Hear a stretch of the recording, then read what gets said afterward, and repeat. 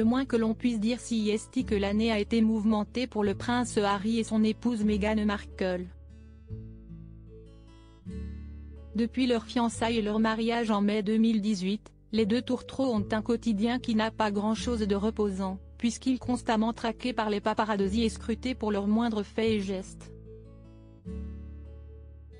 Une pression telle que l'ancienne actrice de Suits était au bord des larmes, lors d'une interview accordée à la chaîne ITV en octobre dernier. Faisant fi des critiques qu'ils peuvent recevoir, le prince Harry et Meghan Markle ont décidé de profiter de la fin d'année pour eux, et de ne passer les fêtes de Noël avec le reste de la famille britannique et de reine Elisabeth II, qui sont restés en Angleterre. Ce n'est pas avec le côté du duc de Sussex, que les deux parents et leur fils Archie passent les fêtes, mais sur le continent américain.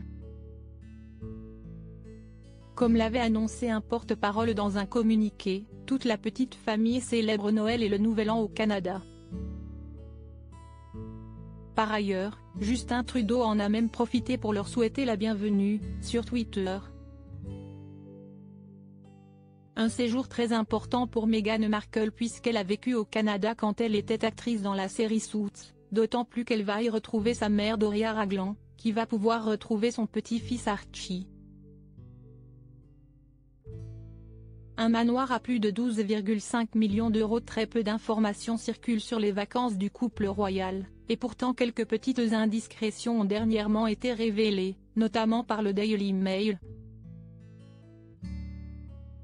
Le tabloïd a révélé que le prince Harry, Meghan Markle et leur fils ont posé leurs valises dans une luxueuse demeure sur l'île de Vancouver, plus précisément dans la commune de North Saanich. Et bien que le couple a été repéré sur place, le duc et la duchesse de Sussex arrivent à ne pas se faire voir, et à éviter les photographes. Une discrétion hors pair que l'on doit notamment au choix de la propriété dans laquelle tous les trois séjournent, un manoir qui vaut plus de 12,5 millions d'euros, et qui appartient à un homme millionnaire dont l'identité est encore inconnue. La demeure est protégée par un haut portail, lui-même couvert par un panneau opaque. Et ce n'est pas tout, puisque pour la venue du couple royal, de grandes clôtures ont été érigées tout autour de la propriété, et des caméras ont été installées, ce depuis le 19 décembre.